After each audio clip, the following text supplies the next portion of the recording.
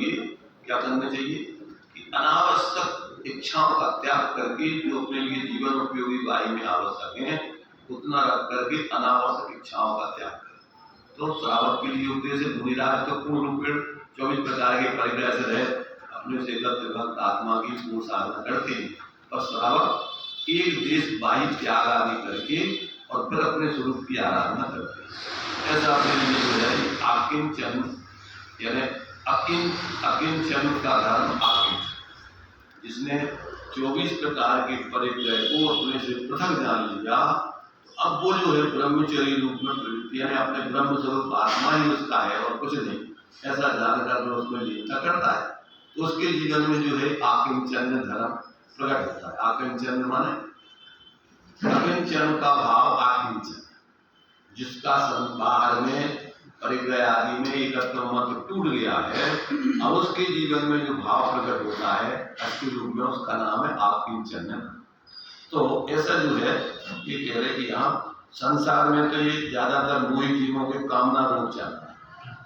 क्योंकि जो है निरंतर इच्छाएं बढ़ती रहती हैं, इच्छाओं की इच्छाएं चलती रहती है, और आपस में कहते हैं इसकी अगर आलोचना और समालोचना अगर मोही जीवों से कराई जाए तो वे तो तुम्हारी क्या आलोचना समालोचना करेंगे, खुद उस रोग से पीड़ित है तो वो तो हमारे लिए उसका निष्पक्ष होकर के उसका निषेध या उसको गलत कह नहीं सकते। इसलिए कहते वो तो जो महापुरुष हो चुके हैं उन महापुरुषों को यदि अपन आदर्श बनाए उनके जीवन को देखें तो आपका इस रोग कामना रोग की चिकित्सा हो सकती है और आप अपने उस एकत्र भक्त आत्मा की तरह हो सकते हो और उसकी आराधना में लग सकते। ये बात हमको यहाँ आता है कि ऐसे ग्रस्त दशा में है,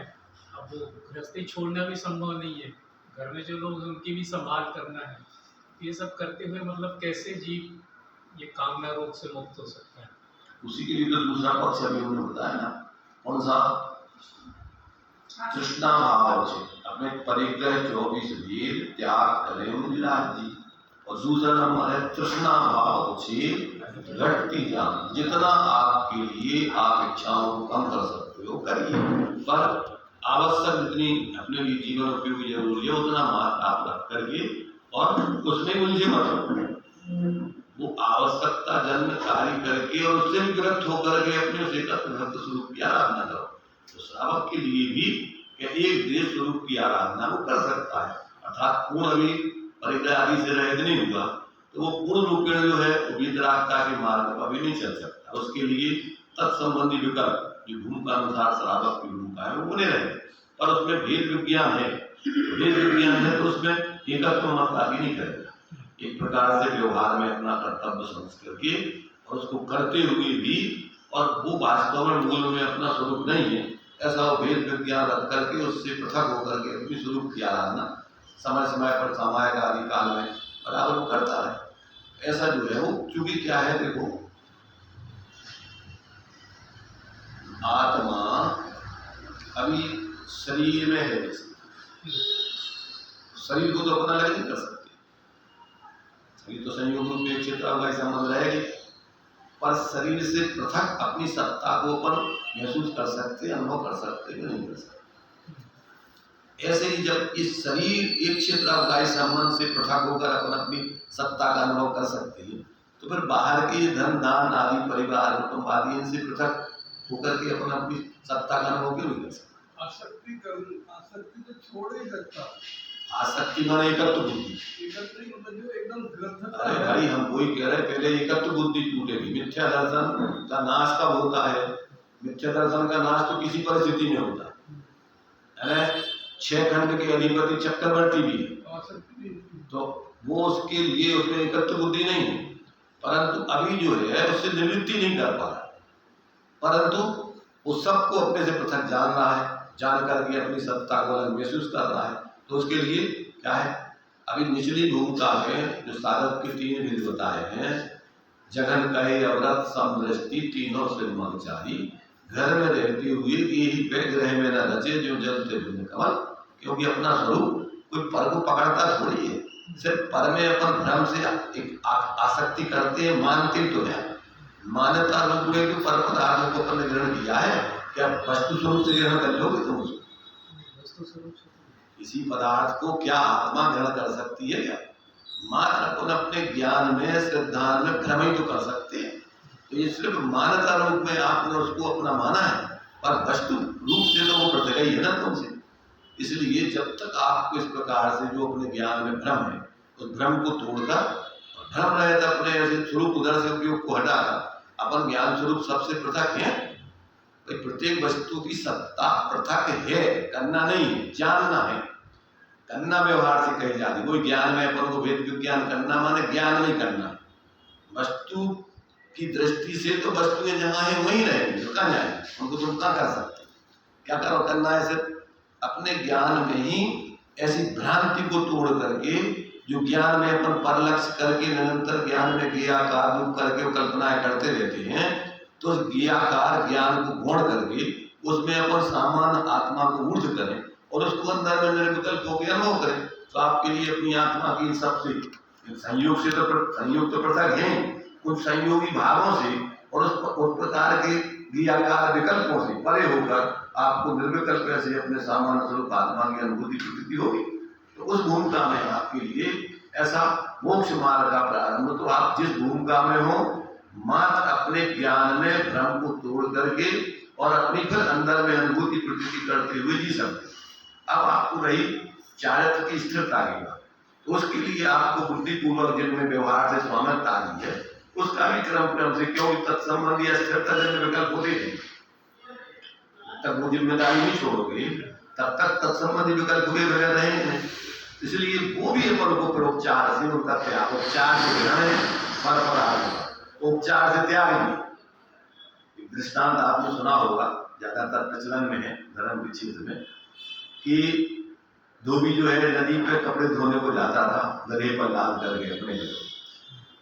और वो रस्सी ले जाता था, पूरी रस्सी, और वहां जाकर के गधे को पूरी रस्सी से बांध करके और अपने कपड़े धोता था। नदी गांव से 2-4 किलोमीटर दूर थी। अब एक बार गधे को कपड़े लाद करके ले गया और रस्सी खूटी ले जाना भूल गया। अब उसने सोचा और रस्सी खूटी तो लाई नहीं आए, अब क्या किया जाए। अब उसके दिमाग में आया करे तो गधा है, अपन जो है इसके लिए जैसे बांधने का डेली काम करते थे, आज अपन वैसे नाटक करके और उसको देखते हैं क्या स्थिति बनी। उसने जो है उस गधे के लिए जैसे वो रस्सी गले में बांधता था, हाथ से इस प्रकार से उसने झूठे झूठे उसने बांधने का नाटक किया और जो खूटी उठा के पत्थर ठोकने का नाटक किया। अब उस गधे को ऐसा लगा कि हम बन गए। अब वो जाके कपड़े धोने लगा और वो अपने गधा जो है खड़ा हो गया वहीं पर। अब वो जो है कपड़े धो करके घंटा 1.5 घंटा जितने 2 घंटे लगे, उसको ध्यान नहीं रहा कि अपन बांधा तो है नहीं, और लाया कपड़े उठा करके और अपने गधे पे ला दे बस चलाने लगा। अब गधा खड़ा चले नहीं, अब वो चले नहीं तो वो मारे उसको डंडों से पीटे। अब उसे रास्ते में एक राही निकाला, भैया काय को मार रहा है वो, तो अरे भी चलता क्यों नहीं? तो भाई डेली क्या होता था, डेली तो भी चलता था, तो डेली करते क्या है, आज ही हम भूल गए टूटी वाला रस्सी नहीं लाए थे, तो हमने उसको झूठे झूठे बांधा, तो तुमने उसको खोला है झूठे झूठे, तो हमने तो झूठे झूठे बांधा और उसको तो ये नहीं पता कि हम झूठे झूठे बने, तो उसको तो आपको झूठे झूठे खोलना नहीं पड़ेगा, तब जाकर उसका भ्रम दूर होगा और चले करो अपना वो इस प्रकार। तो उसने डेली जैसे खोलने का करता था वैसे नाटक किया, रस्सी को काटने का नाटक किया और उसको भागा चलने लगा। क्या मतलब?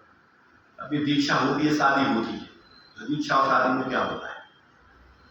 उस गधे जैसा अपन को पंडित मान नहीं देता है, 7 पाँव है आपको लकड़ी का खम्भ बना करके और घुमा देता है 7 पाँव, और अब तुम्हारी जो है आज से 7 वचन बुलवा देता है, आज से तुम्हारी ये दीदी ये पत्नी है, धर्म पत्नी, तुम इसके धर्म पति हो, और अब आपस में एक दूसरे के बिना कोई कार्य नहीं करोगे, एक दूसरे का ध्यान रखोगे। अब आप बंद का शादी हो गया। दीक्षा में क्या करते हैं मुझे आचार्य,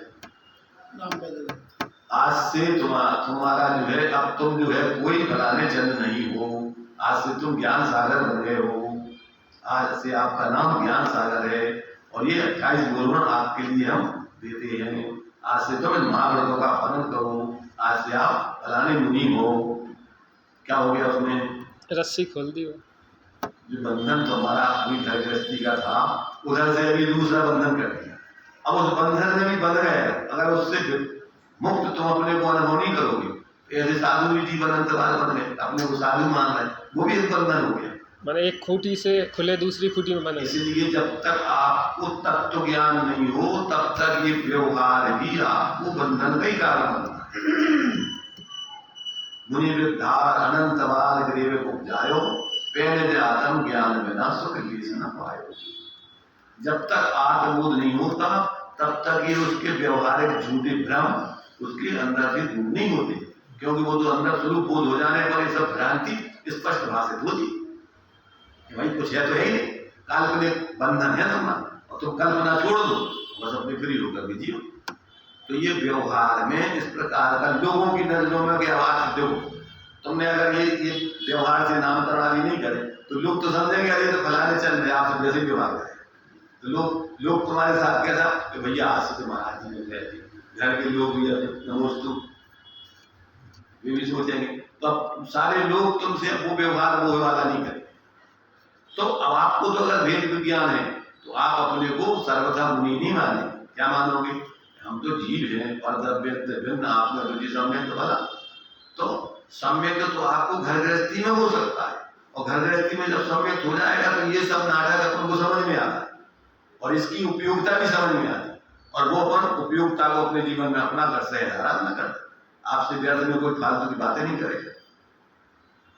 तो ये सब अब आपने नियुक्ति दे दी, प्रतिज्ञा कर दी भैया हम जो है अब हमारा जो जैसे